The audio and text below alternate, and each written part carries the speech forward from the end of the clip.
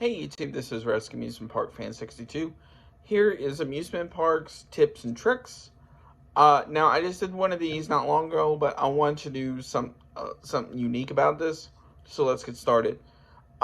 First, when you're going to the park, make sure you have either bought your tickets online or you have a pass to it. Now, if you're going to go to like a Six Flags or Cedar Fair park, make sure you have a pass for it because of that they accept either day tickets or season passes. First little tip, don't ever buy tickets from somebody on the street or near the park. Now, the reason why I say that is you don't really know if those tickets are legit or they're fake. So that is the first tip. Now, the next thing. The other thing to do is before you leave as well, or probably the day before, the best thing to do is also prepay for parking. Because a lot of parks nowadays are going cashless. So, which I'll get to in a minute. But with them going cashless, that includes parking as well. So what you do is you want to prepay in advance if you have like a one-day ticket. But if you have a season pass, don't worry about that. Now, what do you need to take to the park? Now, first thing is, depending on the park as well and their policies, one of the best things to take is like a drawstring bag. Because they're light, they go around your shoulders, and you can pack quite a bit of stuff in it. So some of the best things to take typically will be a phone charger, if you're the type of person that is on your phone a lot.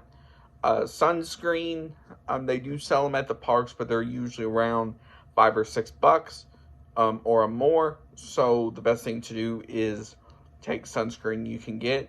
You can also get sunscreen from Walmart or Walgreens or Rite Aid or any sort of those places. The next thing is either a credit card or cash. Now, depending on the park.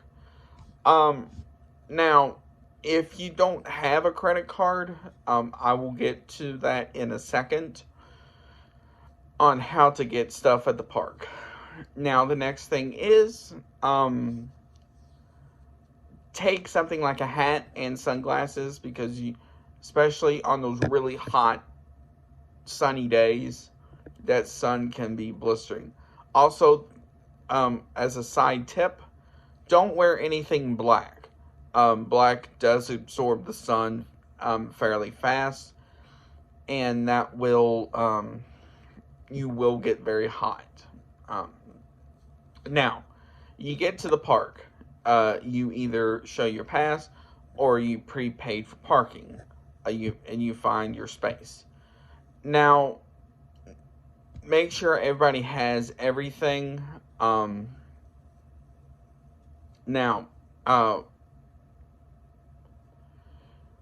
You go through the turnstiles and you're in the park. What should you do? Now, everybody is going to go to the park for something different.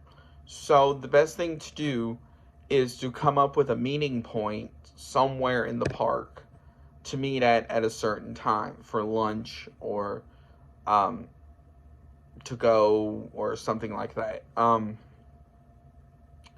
So you come up with something. So it can either be a ride, a restaurant, or something like that. Okay. Now, putting drink and food plans aside for a minute. And you want to get something to drink and you don't have a card, what do you do? A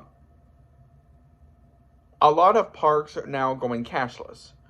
And so they're going toward this style method, which basically is a card you can load money onto and just scan it that way.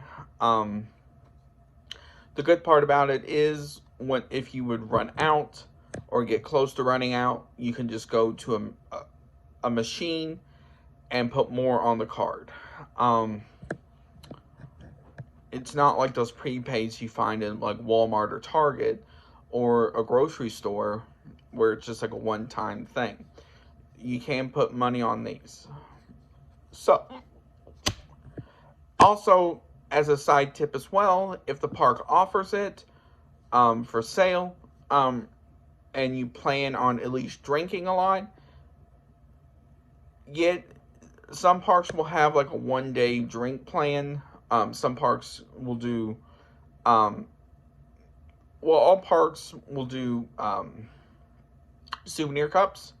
So, and find out the best deal for the souvenir cup, because some souvenir cups will be like drink, or right, for, that day you get free refills all day. Buy 2, and then buy 3, the price goes down more. Especially if you plan on going to several parks in that chain throughout the country.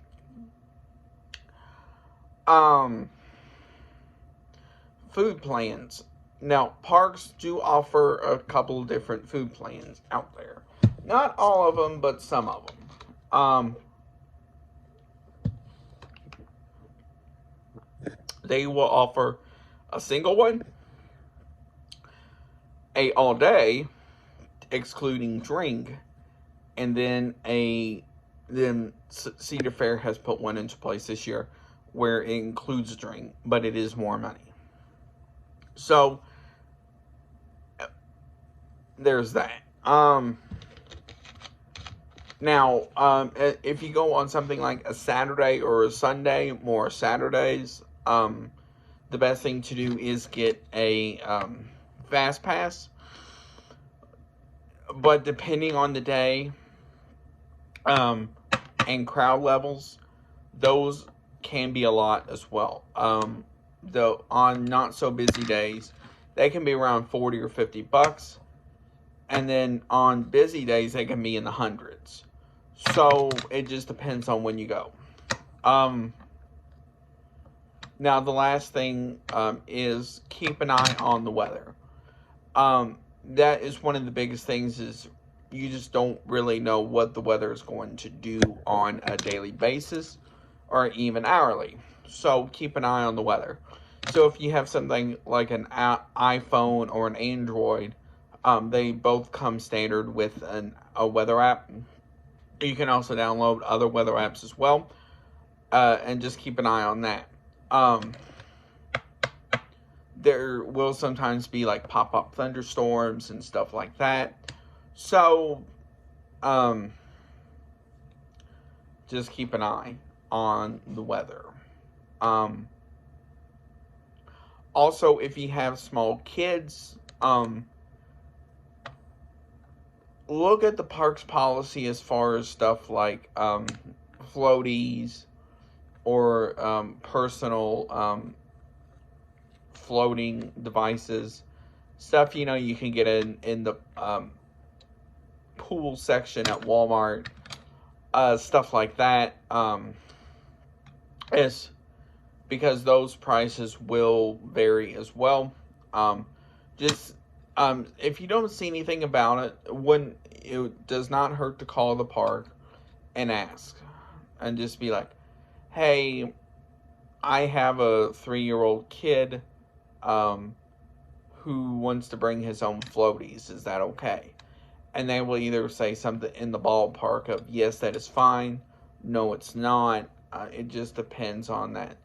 Also, last thing as well, if you have somebody in your party that has special dietary needs, and cannot eat, a lot of fried foods or, dairy products or something like that, the best thing to do is about a day or two before you plan on visiting, call the park and just let them know. Just be like, hey, we're coming tomorrow, or we're coming in 2 days. And we have somebody who has dietary needs, what can we bring in? And so, because sometimes they may ask what can they have, or sometimes they could ask something in the ballpark of like,